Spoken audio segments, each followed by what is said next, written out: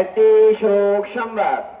দক্ষিণ শ্রীপুর বড় মজুমদার বাড়ি নিবাসী বেগম খালেদা জিয়া ইন্তেকাল ফরমাইয়া আছেন। ফেনীর মেয়ে বেগম খালেদা জিয়ার মৃত্যুতে কাঁদছে সর্বস্তরের মানুষ। শোকে স্তব্ধ ফুলগাজী শ্রীপুরের মজুমদার বাড়ি।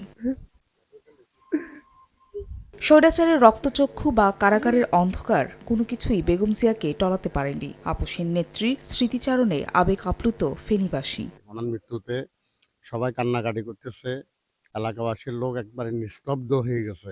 আমি যখন অসুস্থ হয়ে পড়ি 93 সালে, তখন উনি আমার বাড়িতে এসেছেন, এসে আমাকে দেখে গিয়েছিলেন। দিনাজপুর শহরের বালুবাড়ি এলাকার তোয়েবা ভিলায় শৈশব কৈশোর কাটে বেগম খালেদা জিয়ার। সবাই তাকে চেনেন পুতুল নামে। বাড়িটি বর্তমানে ভাড়া দেওয়া হলেও কালের সাক্ষী হয়ে আজও দাঁড়িয়ে আছে ভিলাটি। তিনি যে একজন চেয়ারপারসন ছিলেন, কিন্তু কখনো আমরা তাদের মধ্যে অহংকার দেখিনি।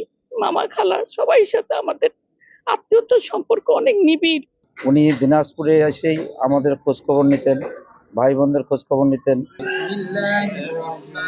শহীদ প্রেসিডেন্ট জিয়াউর রহমানের গ্রামের বাড়ি বগুড়ার গাবতলীর বাগবাড়ি গ্রামেও প্রথম নারী প্রধানমন্ত্রীর মৃত্যুর খবরে ভিড় করেন সাধারণ মানুষ। চলছে বগুড়ার পুত্রবধূর জন্য বিশেষ দোয়া। উনি যেহেতু বাগবাড়ির পুত্রবধূ, প্রতিবেশী হিসেবে আমাকে দাদিমা হতেন। উনি কিন্তু অন্যায়ের কাছে কোনদিন মাথা নত করেনি, আমরা দেখেছি।